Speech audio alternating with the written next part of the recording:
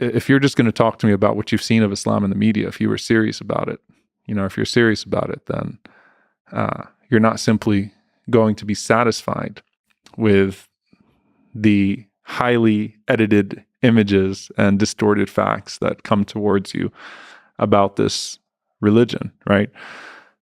What are you looking for, right? Are you looking for a scapegoat? Islam poses a threat to many people, right? Are you looking for a scapegoat? Are you looking for the big, bad, scary foreign enemy? Or are you looking at a religion that 1/4 of the world adheres to? And if 1/4 of us were bad, the world would not exist, right? So are you looking towards this religion that 1/4 of the world adheres to? Are you going to read about the Prophet Muhammad, peace be upon him? Are you going to read the Quran yourself? Are you going to investigate for yourself what it is that this faith has to offer and find in it a great sense of wisdom, a great sense of beauty, a great sense of truth? And I think that for a lot of people, they find that Islam has such a beautiful combination of the intellectual proofs as well as the spiritual experiences that often combine what people seek in the Western and the Eastern religions. So I had an interesting 2 weeks. 2 weeks in a row. This was August. 2 weeks in a row, I had someone who converted to Islam that went from being, that started off as a Methodist, went from being a Methodist to being a Buddhist to being a Muslim. Oh. So 2 weeks in a row, I had a Methodist turned Buddhist turned Muslim.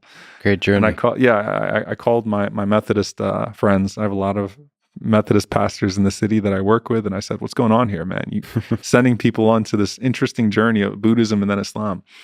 But both of them had a very similar story, which is that they had sought in Buddhism, for example, some of the meditative practices that are found, that really Western religion, which has been dominated by capitalism and dominated by very material things and can be very unfulfilling. They found that in some of the Eastern philosophies and the meditative practices. And then they came to Islam, and it combined, their belief in sort of the Abrahamic way. It merged their belief in one God and the prophets like Abraham and Moses and Jesus, peace be upon them all, with a deep tradition of meditative practices, of consciousness, of connection to God on a regular basis. And they found that to be very fulfilling, both intellectually and spiritually.